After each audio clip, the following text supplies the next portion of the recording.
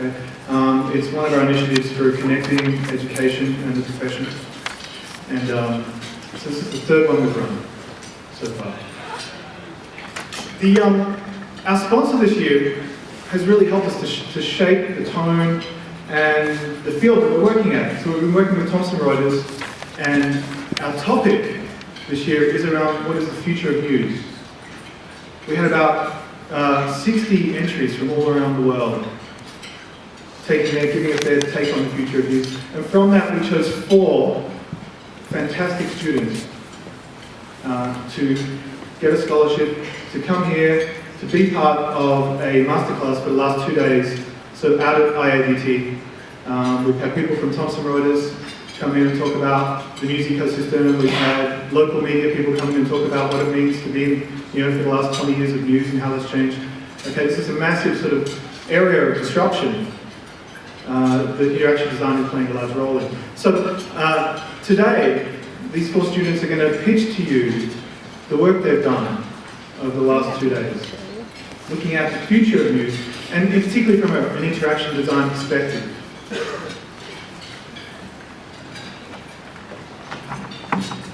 Hi there, I'm Steve Portugal. I don't know, Jerry, you will introduce himself or not, but so thanks for coming and eating and hearing this stuff.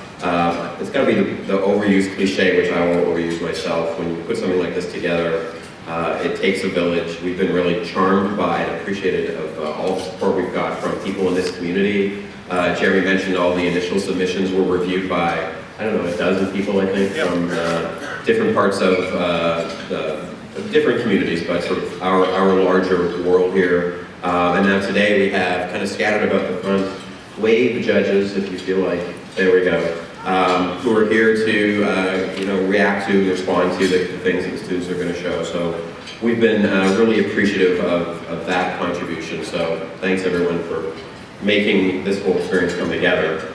So I'm going to bring up our first presenter is Jaime Krokowiak. So come on up while I say a little bit. Yes.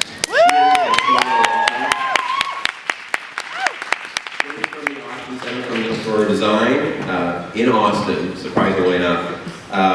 And before Austin, she was in Colorado for 10 years. This is like the greatest phrase ever in anybody's bio. Building homes that puncture the sky at 10,000 feet, which I don't think is going to be part of today's thing, but find her after and ask about that. In addition to her ample free time that she picks up from school and her full-time work doing program management, she's also an endurance athlete. And is going to entertain and educate you right now. I'm going to flip it over. Yeah. Okay, now we got to fluff around and put the PDF on that. And that's not good.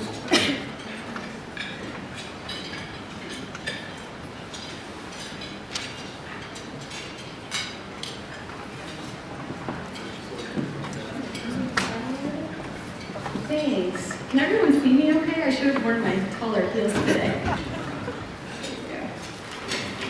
Yeah, I'd like to say thanks again. It's really been an amazing experience to spend time with Steve and Jeremy and the other 3 finalists. I don't know which is better, the prizes or spending time with them and talking about this. So I am really excited to tell you about my solution to the future of news.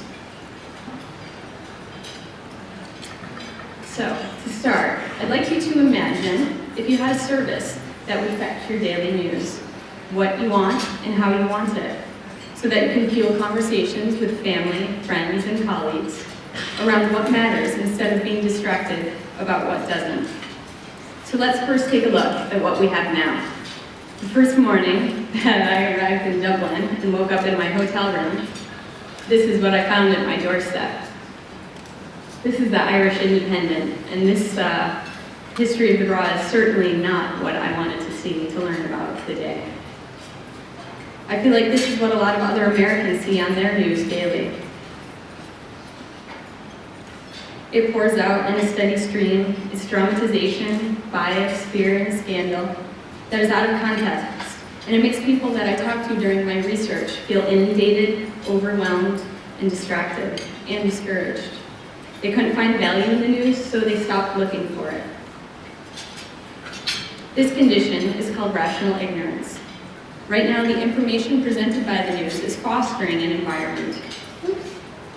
And my hand is, there we go. A little touchy on the arrow, sorry. This condition is called rational ignorance, which is a major symptom that media is unable to deliver trust and value and create that for its customers. So what does it mean? The news is broken, and the crisis is in the content. The content is so diluted that we are unable to share and connect with our family and friends in a way that is meaningful and that we used to. The news has the power to change our dinner table conversations for good or bad.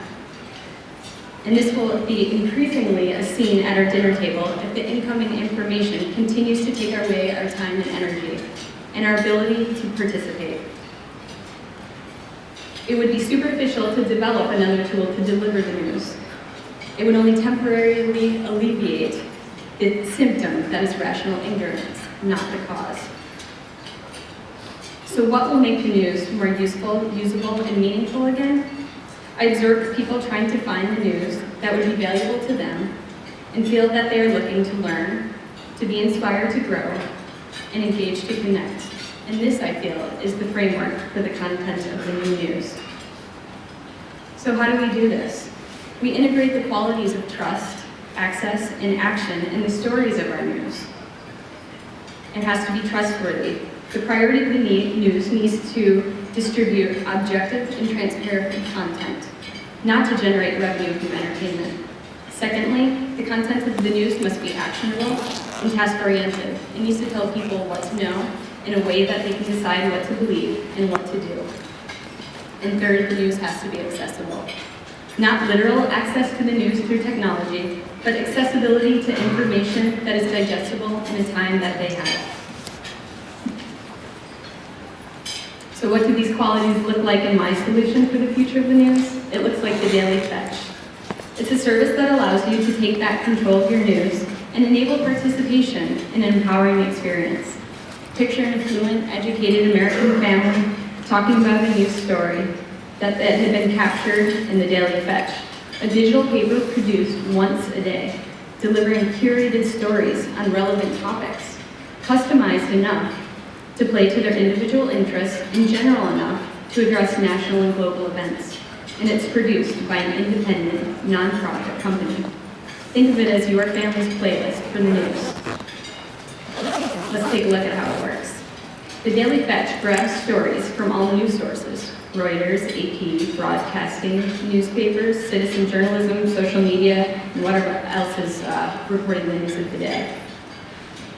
The Daily Fetch uses algorithms to aggregate similar news pieces from all sources, and a curator refines multiple articles into one story. These stories are edited and placed in a digital newspaper specific to each subscribing family. Ubiquitous technology and democratization of media has set the precedence for 24-hour news. This varies the content. So what if we slow it down and are able to control the pace of the incoming news? This subscription service provides the Daily Fetch paper, let me stress this again, once a day. And it's the same content for all family members. It is finite and easy to digest and check off on your daily to-do list, allowing for a sense of accomplishment, a time for reflection, and active conversation amongst family members. This is an example of the content framework illustrated. The Daily Fetch curator produces stories that are an aggregation of many pieces from different sources.